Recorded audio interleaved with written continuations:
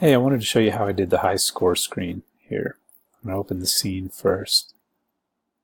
Oh.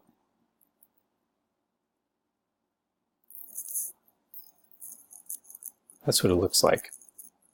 Now, these are text meshes. You can see that I've kind of placed this whole scene, this whole part, really like out here.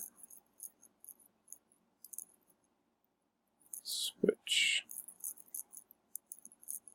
It's just sitting out there, but there is actually a leftover level here. That's just where I ended up putting it, is on a copy of the latest level that I was making. And anyway, I learned a trick. If you go to Game Object and align View to Selected, then it'll show you what the camera sees. Let's see. So to do the scores, these are all TextMesh Pro objects, and none of these are in the user interface layer. Well, this stuff over here is, but that's actually the same UI I've got in the rest of the game. So the high scores are here, and I'll lower this down. They're TextMesh Pros, and they've just got different fonts.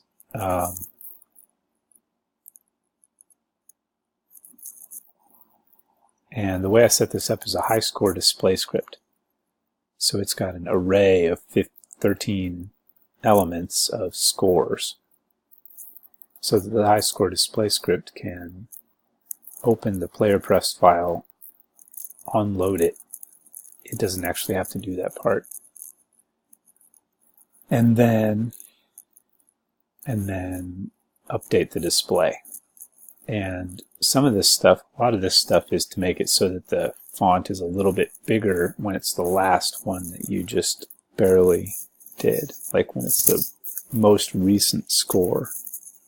Some hair sticking out here somewhere. So I'll show you what I mean. I've got this just increments. I hit the A key and it increments the values. So it looks like that's larger than score 13. So if I hit save, it replaces that and makes it bigger.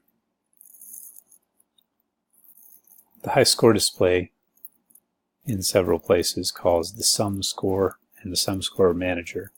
Directly it just calls sum score, but sum score uses the manager. And those are assets from the asset store that are free, but they were only made to handle like one high score, and that works really well for a lot of things. But I added these things to help me test stuff. A save and load that saves and loads the whole array to the player prefs file. And I added a way to insert a score in the middle of the other two. So that you can get a higher score than, say, number 7, and it'll bump the rest of them down. And then up here, this already existed, but what it did before, it didn't do any. It didn't save all the high scores. It just saved that one right there.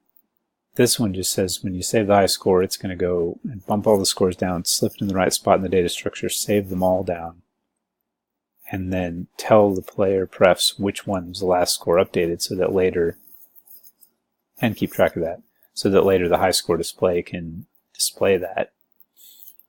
The sum score manager, it does a lot of stuff,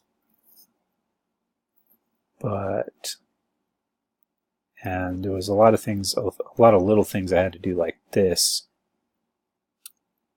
to get it loading things, updated high score. But when you set that up, that part didn't change dramatically. So that's it. It works pretty well. And what I've done is I make it go to a title screen and then to the game. And then when you beat the game level or die, then it goes to the high score screen if you got a high score.